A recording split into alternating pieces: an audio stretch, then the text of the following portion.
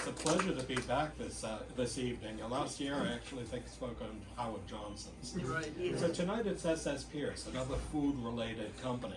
Does anybody remember SS Pierce? Yes. Well, SS Pierce was the gourmet purveyor since the 19th century to many Bostonians. This is a book that I'm writing, and it's actually been going on for 2 years, SS Pierce, A Boston Tradition. And when it started in 1831, it would go for 4 generations of the Pierce family who would run SS Pierce, always misspellings, but actually created in some ways something that many people did patronize.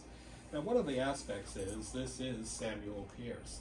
Pierce was born in Dorchester in 1809, and he was apprenticed as actually a dry goods clerk. But in 1831, Pierce and his partner, Eldad Worcester, started out by wholesaling provisions to ships that crowded what was then a very busy Boston harbor. But soon enough, Pierce was bartering with sea captains and ship captains, often exchanging his provisions for the delicacies that they would bring to Boston from faraway ports. He said, "I may not make money, but I shall make a reputation."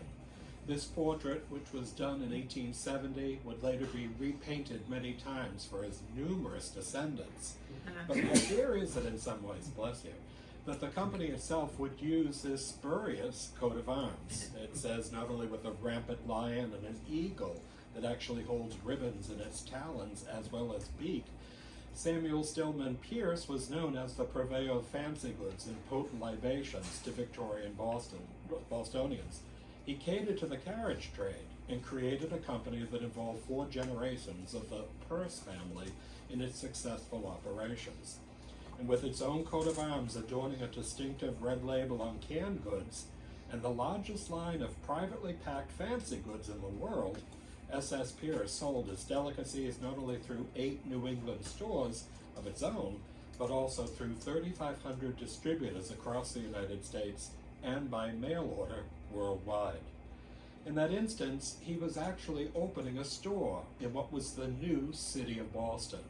Boston had been settled in 1630 and hadn't changed very much in the first 200 years. But in 1822, the residents of Boston voted to create a municipality. And in 1822, they actually became known as the City of Boston. Seen here on State Street, this is the old State House, the former provincial seat of government, where the royal governor represented the King of England. It showed Boston in this instance as a town built of wood that would later be transformed by an architect known as Charles Bulfinch, who created a city built of red brick. Boston in this period had fewer than 20,000 residents, but by the 1870s, Boston's population was nearing 250,000 people, of which 1/2 were either immigrants or children of immigrants.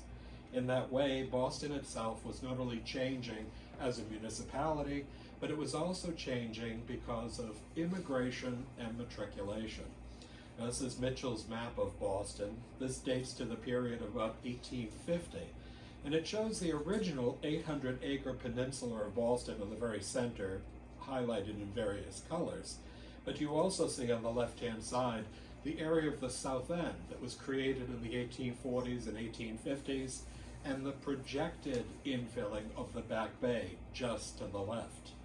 During this period of time, as I mentioned, Boston's population was increasing tremendously. During that period, to actually sustain the ability for people to live in the city, Boston began to annex formerly independent cities and towns that surrounded the city. In 1868, the city of Roxbury was annexed to Boston. In 1870, the town of Dorchester. And in 1874, not only the city of Charlestown, but the town of West Roxbury that included Jamaica Plain as well as what was known as Roslindale. That whole idea meant that Boston was now, by the turn of the century, almost 750,000 people. But this was a place that not only had a tradition, but it also had a company that was known as SS Pierce and Company. It was one of the many dry goods stores that proliferated the city of Boston. And seen here in a print from Gleason's Pictorial Drawing Room Companion, Samuel Stillman Pierce, which would be pronounced Pierce after 1836, opened his first store at the corner of Tremont and Court Streets in Boston's Old West End in 1831. The building was formerly the Customs House prior to the Revolution, and President George Washington stayed here when he visited the town of Boston in 1789. As you can see, it had already begun to change, and Tremont Street, named for the Tri-Mount of the Three Hills of Boston, was something that not only had the Boston Museum, but it also had King's Chapel and the Parker House. And Court Street led down towards an area that would be known as Adams Square and Haymarket Square. Well, it was a very convenient location. During that period between 1831 and 1841, the company was known as Worcester and Pierce. Eldad Worcester would later retire in 1841, and at that point, as sole purveyor, the company became known as Samuel S. Pierce and Company. This is an advertisement that dates to about the period about 1845. It was in the Boston Directory, and it said that Samuel S. Pierce had a new store. It was still at the corner of Tremont and Court Streets, but he was a purveyor of choice teas, foreign fruits, French and German wines, English and American porter, Scotch and American ale, and Havana cigars. And we realized it was a choice family grocery store, and he provided the very best that was available in Boston. And during the period between 1841 and roughly the time of the Civil War, we realized that his company didn't just allow people to shop on a daily basis, except Sundays, but it was also something that had a catalog, that things could be delivered to one's home or to a ship to actually lay out the provisions for that trip. Seen here, Samuel S. Pierce's catalog of 1847 said, particular attention was paid to Navy and merchantmen's cabin stores, and requests in the 19th century were heard for kangaroo tail soup, truffle lark, and reindeer tongue, which were made by Bostonians, according to C. Lester Walker, who wrote an article for it in Reader's Digest.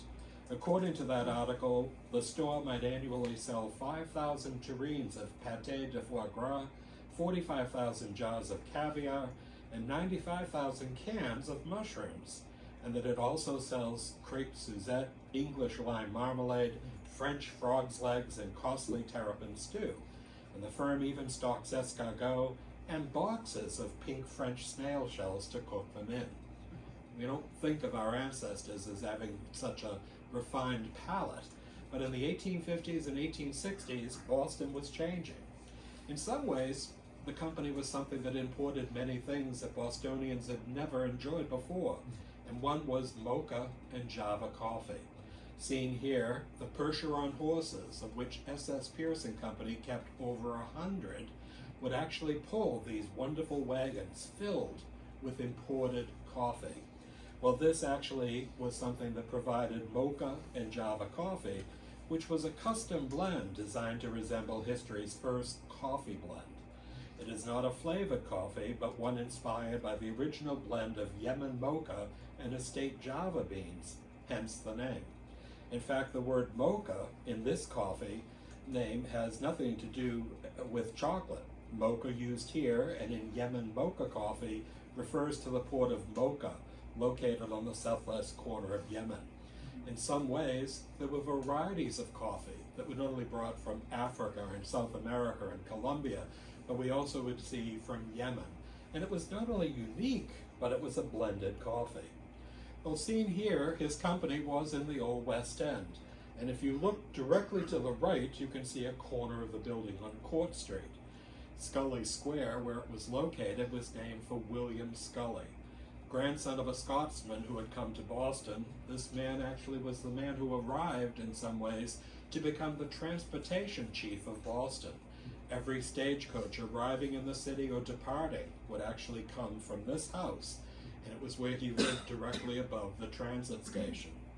Well, S.S. Pierce was an astute businessman, and it was said that his business sagacity was of a high order, his integrity unquestioned. His success, the result of close application and careful supervision. The diversity, quality, and indeed rareness of the foods offered by Pierce was unexcelled, and some Bostonians claim that S.S. Pierce had introduced more new food products to the American public than any other United States grocer. The first recorded sale of canned corn was made by Samuel Pierce in 1848. Pierce's sold Singapore pineapple before Hawaiian was ever heard of. And sun-ripened canned peaches, brook trout from Iceland, even rattlesnake meat. Remarkably, Pierce maintained a business without rival and was not simply a self-made man, but an astute judge of Bostonians and their desire for gourmet and luxury foods and fine wines. Well, he was doing well. He actually would bring Percheron horses to actually pull his wagons. Now, can you imagine not actually being able to carry your order home from the store at Court and Tremont Streets, and this contraption would arrive at your home in Boston? 6 Percheron horses, a red lacquered wagon along with gilt letters that said S.S. Pierce and Company was something that was quite grand. But this did actually deliver right up until 1905. And in that way, many people looked at the company as something that was unique and special. They also provided many fine wines. Deleuze and Fille in France was something that had provided a wide variety of wines, including vintage. But we also saw that they brought over from Madeira a fine Madeira. Now, I'm going to Madeira in September to actually visit Cotuit Gordon and Company. It's a great way to have a vacation and include it as something that's deductible, that I can actually do research. But Cotuit Gordon had been established in 1745. It not only made port, but it made one of the finest Madeiras available. Now, during this period, they made a port that S.S. Pierce and Company would buy. And it would come in hogsheads of wooden barrels. Now, a hogshead is 40 gallons of whatever it is. They would place those barrels on the ships, not only from Portugal, but they'd stay on that ship until at least it had crossed the equator twice. And then S.S. Pierce sold that Madeira and called it Twice Across Madeira, because it had crossed the equator twice. Now, the rolling, gentle aspect of the ship was something that supposedly made the Madeira much more mellow and smooth. And of course, it was something that was offered by S.S. Pierce in the mid-19th century. And we realize in some ways that this was something that was a fine Madeira, and they also provided bual, which is something that's actually a little bit of a harder Madeira. During that period of time, seen here with this building, built of granite, dating to 1765, it was not just a 4-story building with Pierces on the first floor, but directly above were a variety of professional offices, doctors, dentists, architects. And we realized that this building would survive until 1883. But as the neighborhood began to change from what was basically a very upscale residential neighborhood, by the 1860s and 70s it became increasingly commercial. In some ways, during the period of the 1830s, the man was doing quite well, and he met a woman by the name of Ellen Maria Teresa Wallace. She was the daughter of Mordecai Wallace, who lived in what is today Jamaica Plain, then Roxbury. He was a very well-known builder and extraordinarily wealthy. One of the buildings he built was the old Trinity Church that was at the corner of Washington and Summer Street in Boston. She was very grand, and because she wanted to distinguish herself from Samuel Pierce's parents, Daniel and Lydia Davenport Pierce, who lived in Dorchester Lower Mills, and he was a cabinet maker, the family henceforth called themselves Pierce. And in that instance, it continued right through to the present century. Heaven forbid you call somebody a Pierce when they're a Purse, even though it's the same spelling. But in that instance, it distinguished them from their family members. And seen here in a wonderful amber tint that I found through one of the descendants of the family, it shows their engagement portrait when they married in 1836. Well, from hence on, the Pierce family had moved from the old West End to the new South End. And seen here is Union Park, one of the many parks that was laid out in the new South End in the 1850s and 1860s. The South End was built on filled land, and it was basically for the middle and upper middle classes. And as you can see, it was a contiguous swell bay facade red brick row houses. Union Park was named for the Union of the United States of America. And with a park in the center, with playing fountains and trees, it rivaled Lewisburg Square and Pemberton Square on Beacon Hill. The Pierce family purchased number 5 Union Park, and they had a summer house on Marsh Street in Dorchester, which was a 20-acre estate that later became known as Gallivan Boulevard, and today is the site of St. Brendan's Roman Catholic Church. But Samuel Stillman Pierce, born in 1807 and died in 1880, was known as the purveyor of fancy goods and potent libations to Victorian Bostonians. He catered to the carriage trade and created a company that involved 4 generations of Pierces and its successful operations. And with its own coat of arms adorning a distinctive red label on canned goods and the largest line of privately packed fancy goods in the world, SS Pierce, the company was always Pierce, the family was Pierce, sold its delicacies not only through 8 New England stores, but its own, but also through 3,500 distributors across the United States. The company would later be inherited by his eldest son, Wallace Lincoln Pierce. He himself had already joined the company in 1874, but throughout the period between his father's death in 1880 and his own death in 1920, he increased the company tenfold. Well, he was the eldest son of S.S. Pierce and Ellen Maria Teresa Wallace Pierce, and when he was educated in the Boston public schools, he attended English high school, and then he entered the company in 1871 under his father. And of the firm S.S. Pierce and Company, importers and dealers in groceries. In 1874, he was admitted to partnership in the firm, and in 1894, when the business was incorporated as S.S. Pierce Company, Wallace Lincoln Pierce became president of the corporation and held this office until his death. Unlike his parents, who kept their row house in the South End until Mrs. Pierce's death in 1907, he lived at 350 Beacon Street in the Back Bay and had a large estate in Milton, Massachusetts. And during this period, you realize that it wasn't just the fact that the company had been renting the ground floor of that old customs house building, but in 1883, the Hemingway Trust, which owned the property, decided they were going to replace that early colonial building with a much more modern structure. And seen here at the corner of Tremont and Court Street, the building was designed by Winslow and Wetherall, a very well-known firm that started originally with Jeremiah Bradley, who was a well-known architect that dealt in commercial structures. The Baker Chocolate Company is a good example. This building was actually 7 stories in height. It was completed in 1883, and S.S. Pierce and Company reopened their store on the ground floor. In that instance, it had been providing for over 50 years fine quality items, not only food products, but fine wines and libations.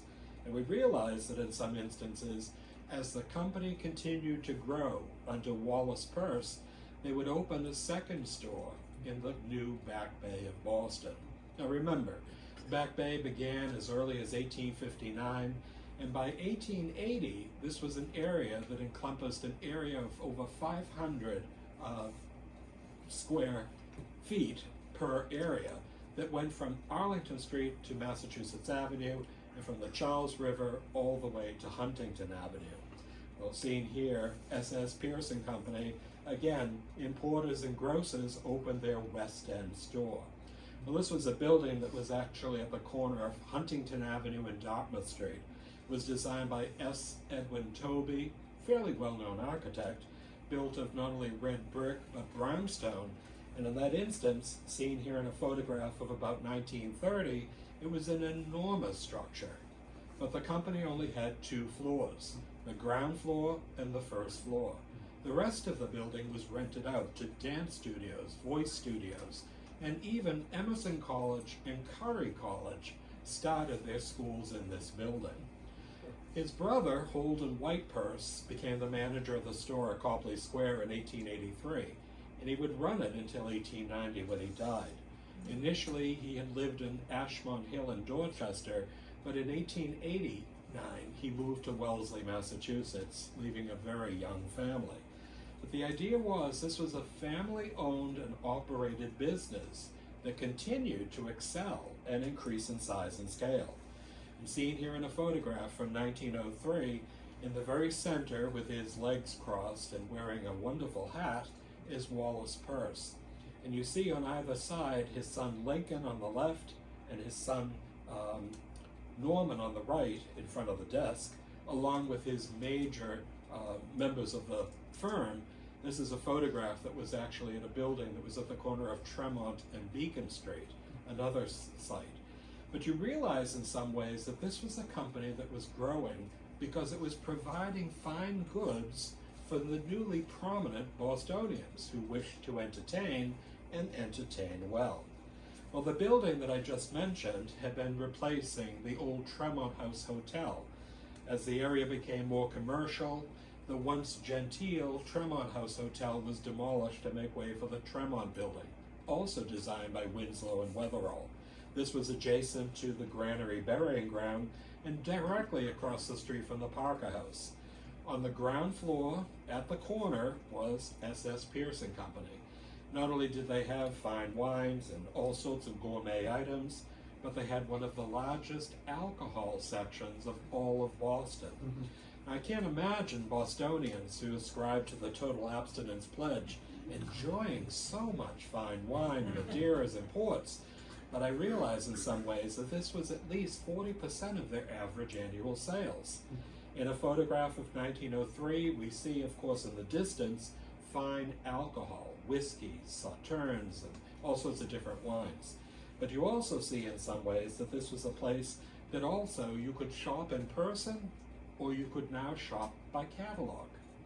As early as 1881, the company began to provide the Epicure. And the Epicure was at least a 40-page magazine, beautifully illustrated, that had over 25,000 items that either you could order by telegraph, mail order, or later telephone. And seen here, this is the spring and summer Epicure of 1956. They also had wonderful articles such as Over the Years with S.S. Pierce, 22 dinners and menus and recipes, and Cooking with Wine. These were things that allowed not just young married couples, but many people who had downsized and wished to entertain family and friends to a very special meal, that not only could they order the things, but many times there were recipes that were included in these wonderful magazines. These would continue twice annually, well up until 1971. But at the early part of the century, no longer did one normally use mail or even telegraph. Now there was a mail order department with men who were clerks that would telephone you.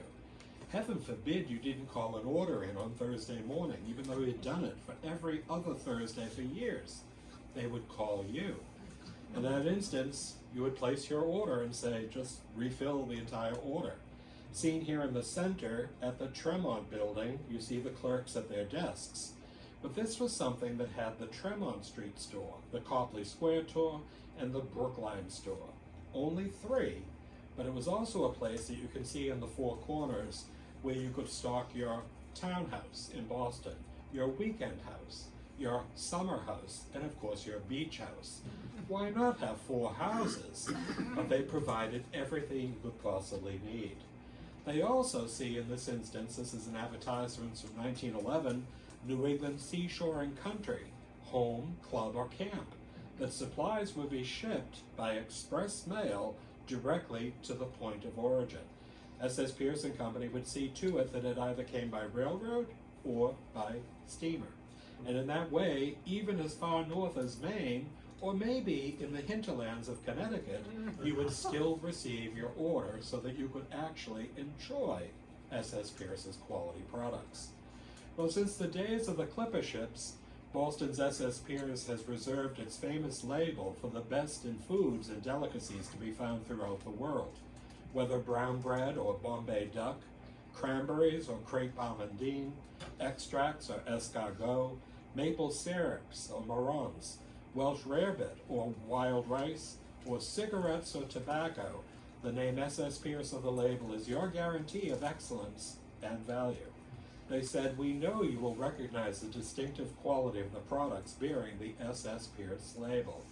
And as you see here, this was the Havana cigars, cigarettes, and tobacco. a 20-page booklet of different varieties of just cigars and cigarettes.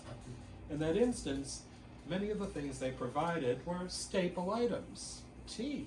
I love tea. I make sun tea every day and I enjoy it because I work in the garden for 4 to 5 hours.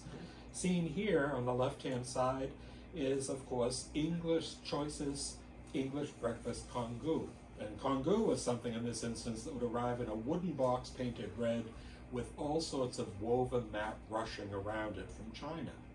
But on the right-hand side, you would see everything that was imaginable. At least 70 different varieties of tea. There was Ceylon tea, Assam tea, there was Victoria tea, English breakfast tea, Aranda, coffee, there was oolong tea, S.S. Pierce's own tea. And you realize that these were things that people could enjoy, but tea could be combined with other ingredients to make a specific blend that might have been for your palate. And to actually ensure that you enjoyed it, they would brew a pot of tea for you. So you could enjoy it and say, a pound for me. And then your pound would always be on display so that you could always take it with you when you came to S.S. Pierce. Well, seen here in a close-up, it was an imagination that tea was available. Not only was it from China, it was from India. And during the period of the late 19th century, we'd see purveyors like Tetley and Lipton actually purveying not only different types of tea leaves, but that S.S. Pierce would actually acquire directly from the source many types of tea, such as Ceylon, from Ceylon, Darjeeling tea, flower pekoe tea, overland tea, which was an oolong, as well as early pickings Kian congu. Sounds peculiar, but these were things that many Bostonians absolutely loved. Of course, you could be a little bit more special because they also made Tsarina afternoon tea. And this was actually something that cost over $5 a pound. It was a tremendous sum of money. And it was named for Alexandra Fyodorovna, who was the last empress of Russia. So you realized you could be a little imperial in some ways, even here in Cotuit, with a cup of Tsarina tea. They also made and packaged coffee. Now this is a photograph, and this is a catalog, by the way, that somebody on Facebook sent to me. 175 albumen photographs of S.S. Pierce in 1903. I was dumbfounded. And it turned out, she said, "You don't remember me." And I said, "No, I don't. I was your mail lady in Milton." I went, "Oh, like I'm home during the business day." I guess she knew more about me than I thought. So I said, "Wow, how wonderful." And I offered to pay for it, but no, it was a gift. This was a colorized picture, and it showed 4 women actually putting into canisters coffee. But if you notice closely, the coffee is spelt with a K. And coffee in this instance was S.S. Pierce's own blend. It was probably the best blend imaginable, but it was something that sold at a less expensive price than the more expensive imported coffees. And in this instance, from a 1910 brochure, they not only had S.S. Pierce's coffee, Café de Invalade, which was a reduced caffeine. They also have Arabian Mocha, Old Government Java, Stands Alone, of course, which was an Italian name, but it was actually to stand alone, as well as, of course, Café de Connoisseur and Mailberry Java. The idea was they provided upwards of 30 different blends of coffee. And some, like mocha coffee, would also include things such as chicory coffee. My grandmother on the Italian side always served chicory coffee. It was bitter, but it was a very unique blend in some ways that always was provided by this company. They also provided imported olive oil. 100 years ago, it sounds peculiar, but many Bostonians were traveling on the grand tour abroad. Olive oil was something that was a little lighter. It could be used to saute meats and vegetables, but most people used it on salads and vegetables. Here, bottled in France, and in honest bottles, you see it on the right-hand side, which were glass bottles that were flat and not inverted with a space. These were things, again, imported by the company. They also would provide, as you can see here, a variety of items, not only as alcohol, but if you look to the left, all sorts of cigars and cigarettes. This was the store at Tremont and Beacon Street. And every department would actually have at least a dozen clerks that would assist you. Each one of them were trained in their specific type of order, and many people looked to them to actually provide what they thought might be the best. Well, that would actually be, for a wine, Deleuze and Fee. And this was the purveyor that was the sole purveyor in France of fine Bordeaux, clarets, and sauternes for S.S. Pierce and Company. This wasn't just any wine. These were vintage wines. And not only did they provide fine champagnes, and of course all sorts of different varieties of wines from Bordeaux, as well as white and red Bordeaux, but they also had orders for many men whose grandsons were born to lay in a case of Madeira that would then be given to them on their 21st birthday with their own special paper label. This was something that made it special. But they also provided ethnic food.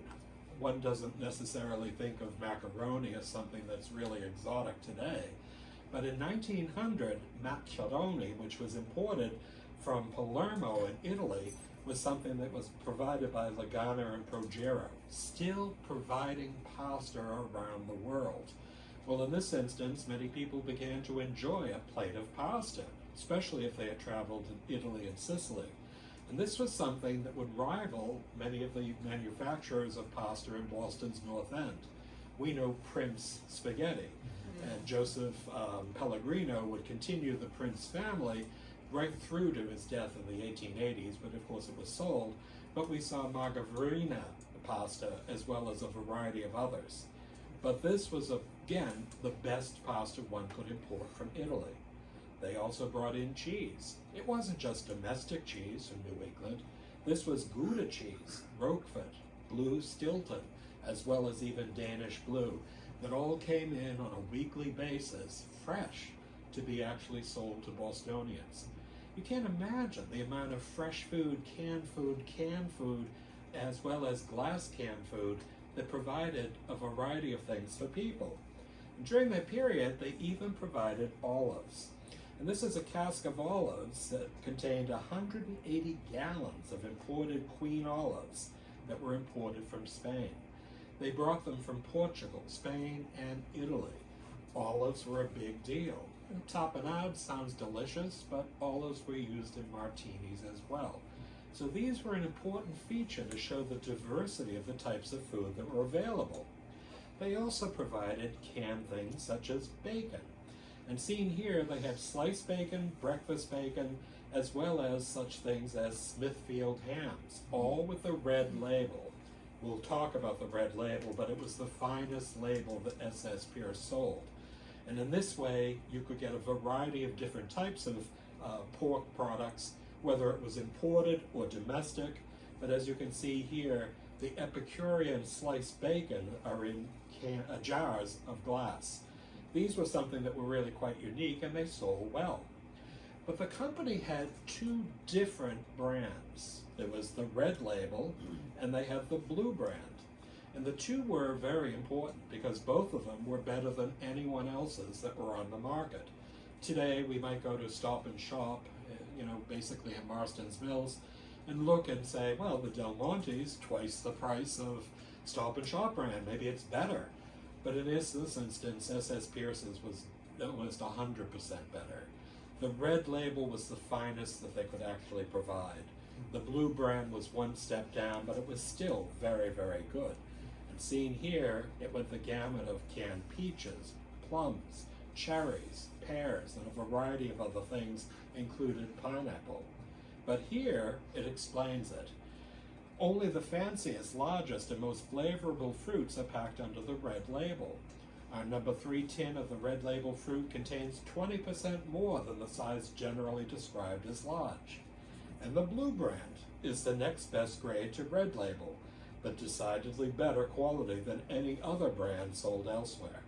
So the concept here was, you might save a few pennies by ordering the blue brand, but the red label was something that was truly the best on the market. Well, during this period, they also sold canned soups. Now, canned soups are things that many of us use in the winter months, not only to make soup, but also to combine with other ingredients such as a souffle or a casserole. But seen here in a photograph with his wife was a man by the name of Simon Allegri. He was the soup chef at SS Pierce, and he created wonderful soups. A superior article made of the best material and showing great care and judgment in the preparation. The clear green turtle should be especially mentioned for both its delicacy, body, and flavor. These goods are so far superior to anything of the kind offered for competition as to be entitled to a silver medal. Well, Allegri had come from Italy, and in the 1870s, which was really quite early because he was from the northern part of Italy, he initially started as the chef of the Somerset Club. He would stay there for over 30 years, and though he did basically cook on a daily basis, he also started a soup kitchen in North Cambridge, Massachusetts. There he experimented, and eventually the soup kitchen was bought out by SS Pierce. On the left-hand side, which was one of the advertisements in the Epicure, it shows that not only Allegri Soups was an important part of their overall brand, but it was something that had upwards of 40 different varieties of soup that not only included true turtle soup, but mock turtle soup. And in that instance, it went the variety as well as the cost expenditure. In that instance, the company was expanding, and in 1903, they opened a new store at Brookline Avenue, Beacon Street and Harvard Street in Brooklyn. This building was also designed by Winslow and Wetherall, a stucco building with, of course, wattle and daub detail work that was not only a corner building, but had the first floor and the ground floor. In that instance, this was something that was showing as Bostonians were moving out of the city itself from the Back Bay and the South End. Beacon Street in Brookline became accessible because of a trolley that connected to Park Street in Boston. In this instance, these buildings themselves in some ways didn't necessarily use the horse-drawn wagons. By 1905, right through to 1912, many of the horses were put out to pasture at Fair Oaks, the Pierce estate in Milton, and the company began to motorize their entire delivery fleet. Seen here in an advertisement in the Saturday Evening Post, it shows the first 100 years of delivery at the company. In the small detail in the center, it shows SS Pierce actually with a wagon, actually pushing it as a tip cart, and here, a new delivery wagon. These delivery wagons were really quite incredible, and these individual pieces of the back were collapsible wooden boxes emblazoned with SS Pierce on the side, which would be filled with your order. And it was said of SS Pierce and Company in the Boston Directory that every article is warranted to give perfect satisfaction, or the money will be refunded at once. We are confident to say, however, that this latter alternative has never been resorted to. The proprietors pay strict personal attendance to the purchase and selection of his stock, and inferior articles will find no place on his catalog. Motorized delivery trucks by the early 1912 period delivered throughout the Boston area 6 days a week, and now they allowed it to be delivered as far north as Gloucester and as far south as Cotuit. In that instance, the company would make one further great builder in the area of Boston on Brookline Avenue. The area of the Fenway had been developed in the very late part of the 19th and early 20th century. It started off as residential, but it became institutional. The Boston Museum of Fine Arts would move there in 1911. We'd see not only many houses, but we'd also see many new businesses, of course, even hospitals. Well, here at 135 Brookline Avenue, SS Pierce built Business Central. And Business Central was a major feature because this was the distribution center for all of New England. The building was enormous, and not only did they have trucks that would back up to the docks to be loaded, but it was also the place where all orders were taken. Throughout the 1930s and 40s, this would actually see such tremendous amounts that though the Epicure was still published twice annually, it was something that many people utilized and simply did a checklist to send into SS Pierce as their order. This was a major feature. These catalogs would go the gamut of food, wine, of course, even such delicacies as turtle soup, but it also included cosmetics, cleaning items, and a variety of other things. 25,000 items by the time of the 1950s. But the company, with their red label, really went the gamut.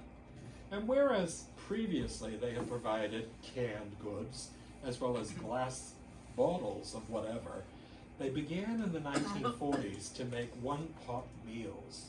These were cans, a little larger than the normal size can, that in this instance would actually have a beef pot roast with vegetables and gravy.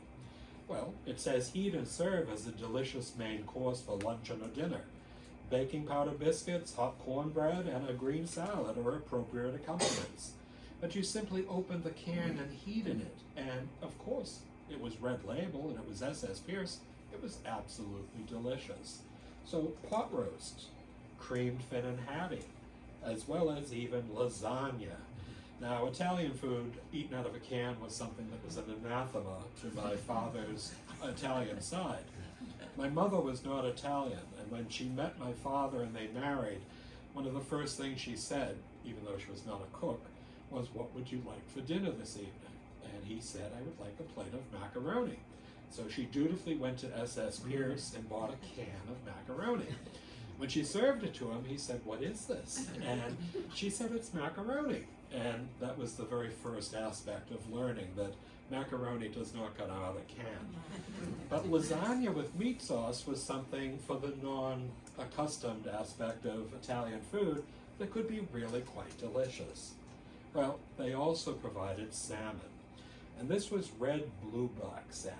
And salmon and peas had been paired in New England on the 4th of July for centuries, because the salmon used to run just as fresh peas came up.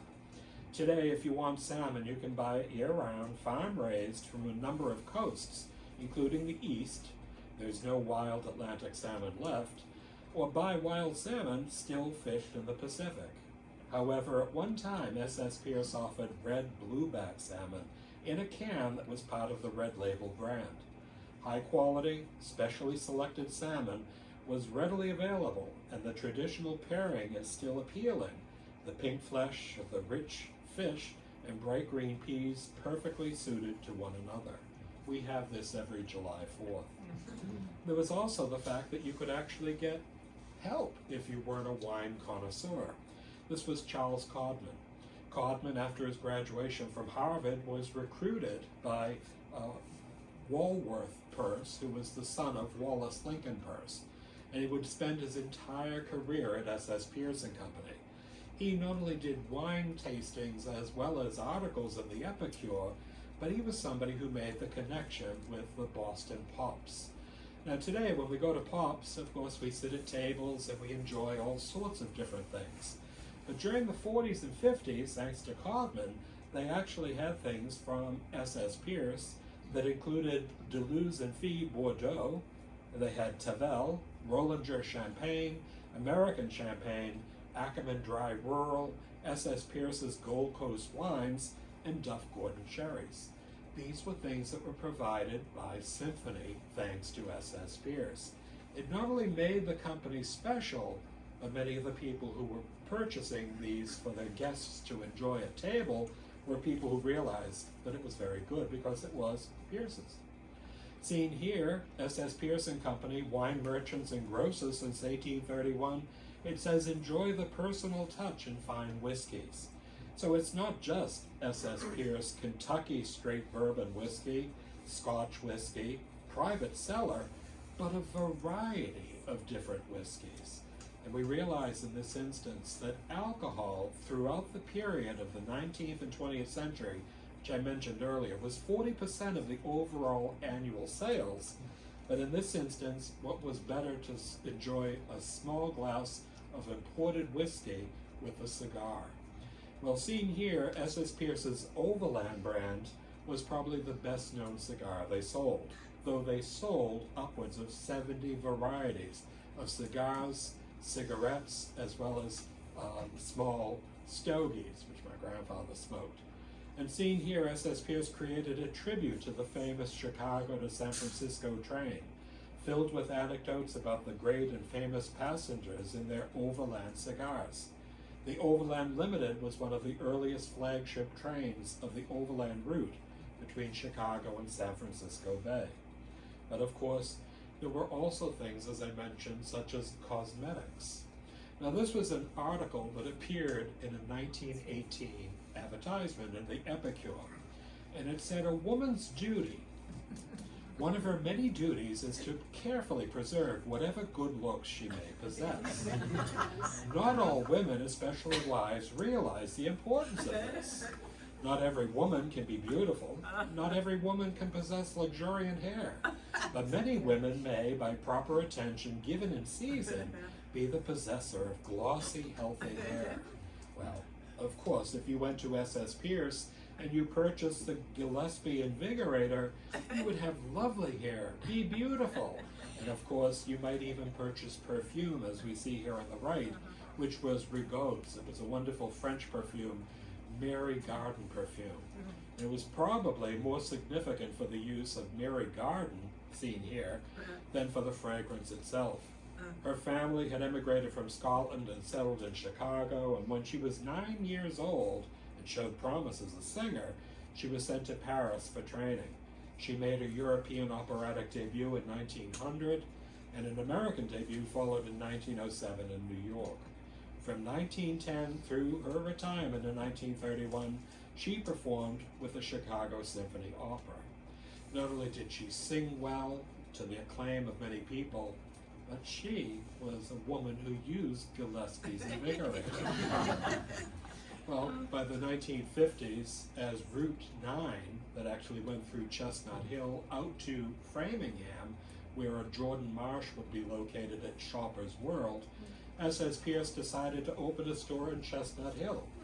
Wallace Lincoln Pierce II, who would have been the great-grandson of the founder, had a house in Chestnut Hill, and he decided to open a store that was very modern, 2 stories in height, ground store that actually had prepackaged food, as well as hostess gifts. What better thing to stop at this store and purchase something for a hostess, if you were invited for tea or even for dinner. And in this instance, he used an architect by the name of Walter Dorwin Teague. He was regarded as a classicist architect and a traditionalist despite a latter shift to modern tastes. Teague is recognized as a critical figure in the spread of mid-20th century modernism in America. He is widely known for his exhibition designs during the 1939 to 1940 New York World's Fair, such as the Ford Building, and his iconic product and package designs, from Eastman Kodak's Bantam Special to the steel-legged Steinway piano. He would design all of S.S. Pierce's stores from 1950 onward. And in that instance, these interiors were white enamel walls, recessed niche with, of course, all sorts of displays, and in the foreground, not just fine goods, but also gift boxes of candy, cookies, cheese, as well as a variety of other things, including the ability to have a basket made up in less than 10 minutes' notice. Teague was a major architect, and he made S.S. Pierce come into the post-World War II era. And we see in some instances many of the things they were offering were a little bit quite unique. Now, not everybody went shopping with a mink cape, but in this instance she did. And how about a tall, cool glass of Honegar from S.S. Pierce? Not only was it refreshing, but Honegar, which is a mixture of honey and apple cider vinegar, is very similar to Switchell. Honey and vinegar mixtures such as Oxymel have been used purportedly for health benefits since ancient times, and the name Honegar was used by D.C. Jarvis in his book Folk Medicine, A Vermont Doctor's Guide to Good Health. And seen here, there was an entire display. It tasted good, it was refreshing, and it was good for you. They also, by the period of the 1950s, updated their delivery wagons a little bit more. And seen here in front of the Weld House on Bay State Road, where Norman Pierce would actually live, this was a beautiful house. Today it's the president's house at Boston University, but again it shows a man on the left-hand side taking those collapsible wooden boxes to be delivered to the kitchen. Many people realized as the company continued to expand and grow, they would eventually buy out former competitors. In 1924, a company by the name of Bates, Cobbs, and Yerxa, a well-known company that rivaled SS Pierce, was bought out. And the company would use their former store on the left-hand side as a new SS Pierce store. This is the one in Belmont at Cushing Square. They would also have one at Newton Corner, at Beacon Street and Center Street. And they would also have one in West Hartford, Connecticut, a very upscale area just north of Farmington, Connecticut, again designed by Teague. Each of these buildings began to realize that there were 11 stores by 1960, and they were not only providing goods in-house, but they also provided goods to the Epicure magazine. Well, in that period, some of the things that they actually had begun to provide seem a little bit peculiar in today's day and age, but the red label was always a reliable label, and here they had cream, salmon, and peas. Not everybody eats this unless you went to boarding school. A piece of toast, cream, salmon, and peas might taste all right, but it looked terrible. But they also provided things such as chicken cacciatore, something again with white chicken meat and of course a variety of vegetables and a tomato sauce, very appetizing. And they also provided chicken soup with rice, a mainstay and kitchen shelf item that everyone had just in case there was a cold in the house. Each of these things were again provided by a can or a dozen cans. They usually gave you a few cents off if you bought in bulk. But the whole concept here was, by the 1960s, the company had taken on a totally new direction. Wallace Lincoln Pierce had come back after World War II, assumed the presidency after his father Walworth Pierce had retired, and he began to introduce frozen food to the company. And seen here, Joe and Tom Keneally are seen presenting SS Pierce with the best frozen steaks in the world. It is edifying to know that Keneally Meats is still going strong decades later. We lived in Milton for 25 years, and we had a Milton fruit market, but they had a Keneally's branch there. I used to admire the steaks and pork chops that averaged about $70 a piece. And I would always say, there's always Stop and Shop down the street. But in this instance, these frozen steaks were now being touted by Norman Pierce, seen here, as the best alternative to getting freshly cut meat. Keneally's would go right through the gamut. They're still providing quality meat. But seen here, Norman Pierce with his daughter would actually enjoy a frozen food dinner. During the period of the 60s, the company would actually solicit people to assist them to make appetizing meals for the public, especially that would be done in articles in the Epicure. In 1963, one of those people was Julia Child. She was an up-and-coming cook, and granted, she became known as the French chef on channel WGBH Channel 2, but the idea was that SS Pierce gave her her start.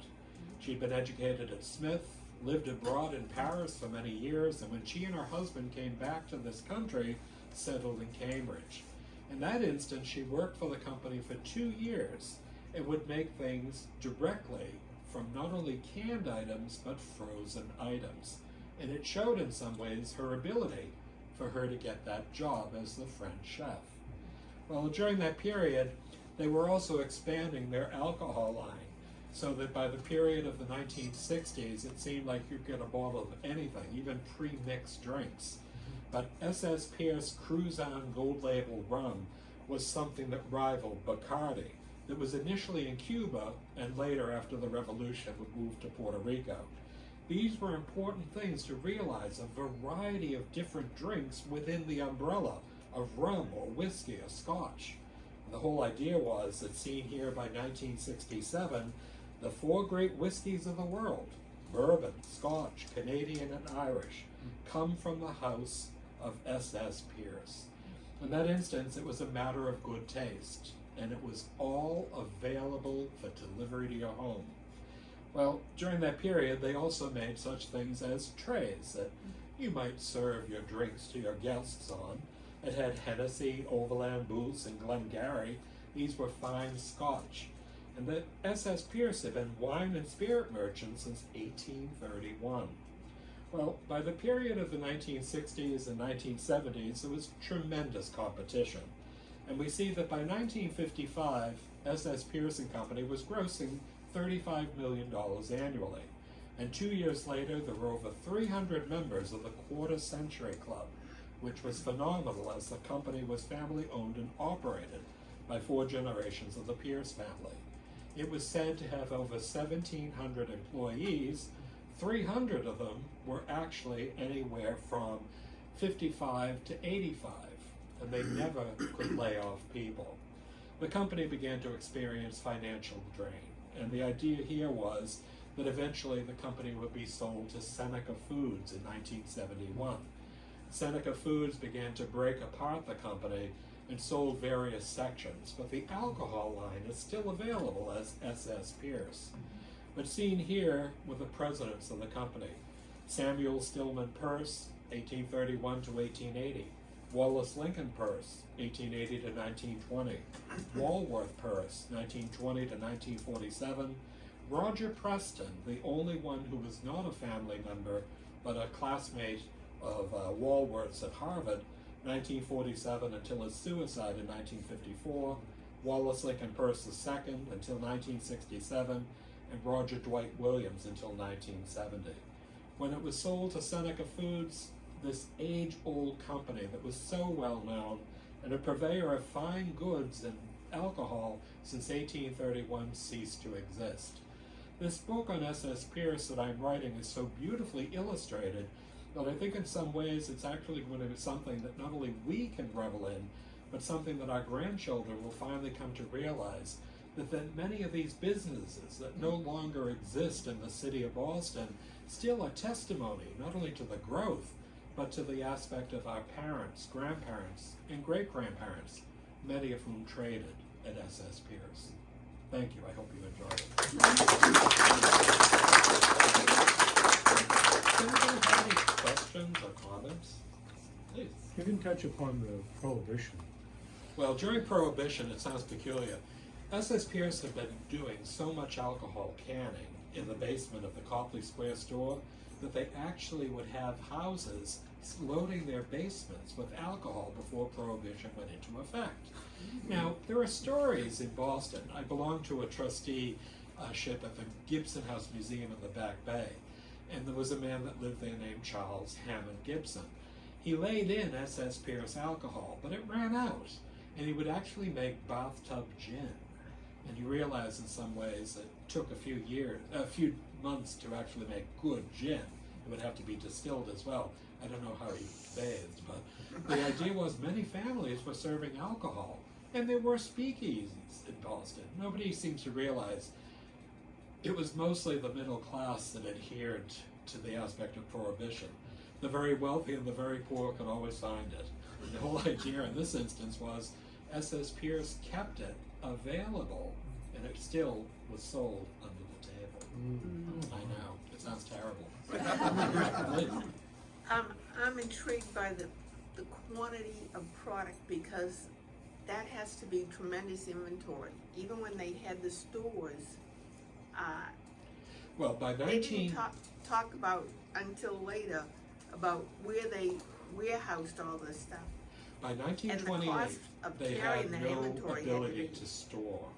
That's why they built Business Central on Brookline Avenue. I don't know if anybody knows the building in the Fenway. It's now Partners Healthcare. It's a 7-story building. It's only 7 stories, but it's 3 stories in the basement. And it was something that was basically just used for storage. The whole concept was, with 25,000 items in the Epicure, you could really order anything. And if you were in Boston, you would usually receive it within a day or two. But if you were in Cotuit, it might take a week. But in that instance, you're saying the sheer extraordinary number of items is something that they were noted for. They provided it, and it was actually available to you. Yes. So did he travel the world? S.S. Pierce? Yeah, and actually taste all these things? And S.S. decided- Pierce died in 1880. He actually had been quite ill since 1871. He never went to Europe, but his buyers went to Europe. I would assume his sons, grandsons, and great-grandsons all traveled. But the idea of finding fine macaroni, fine olives, fine wines, these were by purveyors as well as by buyers. Deleuze and Fee still provides fine wines. You can still find them in a fairly good wine store. But the whole idea was to actually centralize it as the sole purveyor of Deleuze and Fee. In New England, it was at S.S. Pierce. So these buyers would go out. Charles Cobham's a great example. I mean, his entire life was spent, his entire adult career life was spent at S.S. Pierce. He was a wine connoisseur, but he was somebody who knew the wines, and they actually provided them. I know nothing about wine, but I take suggestions of what I'm serving and what type of wine I want to serve with it. I'm sure that our grandparents did that too. But I think we don't realize that buyers were an important part of not just this company, but Filene's, Jordan Marsh, and any other major department store. Because the more exotic and more unique things you had, the more often one would shop there. So this was a company that really did provide not just domestic, but imported goods. Please. Well, my grandfather's younger brother, Esmond Rowley, for 47 years, was the tobacco cigar buyer for S.S. Pierce. Oh, wow. He lived in Newton and traveled to Cuba a number of times. So S.S. Pierce was his, his whole life. And I learned that when my grandfather heard me talking about how much I loved S.S. Pierce, because when I was in middle school, a shop was built in Bishop's Corner in West Hartford, and that was our middle school playground. My friends and I, we loved running around Lord and Taylor and then going to S.S. Pierce. And next to the cashier's counter, on the cashier's counter was always a dish of taste treats of items they were selling, and we would I love that store. sneak up and steal the treats. My sister went to school in Farmington, which was the next town over, and she would always be driven to school. I used to love it because I knew coming home I was the only one at home. But we always stopped there for some sort of a treat or something to bring home. But I think you say imported cigars from Cuba. Every time I used to travel, and I travel a lot, I would always bring Cuban cigars home for my business partner. He loved Cuban cigars, but we could never get them in this country. So during the period, not only did they import Cuban cigars, but they also had domestic cigars. Paul Revere's house in Boston's North End had the Cotuit cigar factory. And the surprising thing is they made cigars rolled by hand, mostly by Italian immigrant women. And the surprising thing was their tobacco didn't come from Cuba, it came from Connecticut. Yes, I mean, my brothers worked in tobacco fields summers in high school. And it's a great way to learn the business, but the idea was it wasn't just shredded, smoked and cured tobacco, but the leaf was laid out to roll the... Yes. It was a process that might cost all of 10 cents for a cigar. These women were probably being paid 10 cents an hour. But the company provided a variety of things. I mean, when I say tea to the tune of 70 varieties of tea, 40 different varieties of coffee, they probably had upwards of 20 varieties of cigars that went the gamut of a Cuban cigar to a stogie, which my Italian grandfather smoked, which I loved. But my Mitchell grandfather always smoked Borgham Rift as a pipe. So I think sometimes, though I've never smoked in my life, the aroma of certain things, not cigarettes, but the aroma of cigars or pipes is something that I always correlate with S.S. Pierce. Yeah. It's a company in some ways that we realize that it's part of our culture. And as I do these books on Baker's Chocolate and Jordan Marsh and Howard Johnson's, they're things that have now become part of our memory. And if we don't preserve them in this instance, they're a great example of something that could simply be lost. I've acquired over 12 linear feet of archives of this company, which will all go to the Massachusetts Historical Society. But it's a great example in this instance of a family that started off as a dry goods store that eventually became a worldwide provider. Please. early on you mentioned that they stocked the boats in the harbor. Oh, yes. And up until around the 50s or 60s, my father was involved in loading the ships. Oh, really? So I wonder, was that a big portion of their business, and was that also contributing to why their bottom line did not look good by 70 and they wanted to sell? Well, by 1970, many ships were not docking in No, Boston. they weren't. In the 1830s, 40s, and 50s, these clipper ships were not only doing trade with the United States, Europe, Caribbean, they were also, when the ships arrived in Boston, laden with exotic fruit. Now, what's exotic fruit? I mean, I would think to myself, a kiwi. But this exotic fruit might be bananas. It could be oranges. It could be pineapples. And you had to realize that many people had to eat that. There was no refrigeration. You had to eat it within 2 to 3 days. But can you imagine being in Boston in 1850 and somebody has a fresh imported pineapple? This was what the company was providing. Not just the staple goods, but some of these special things.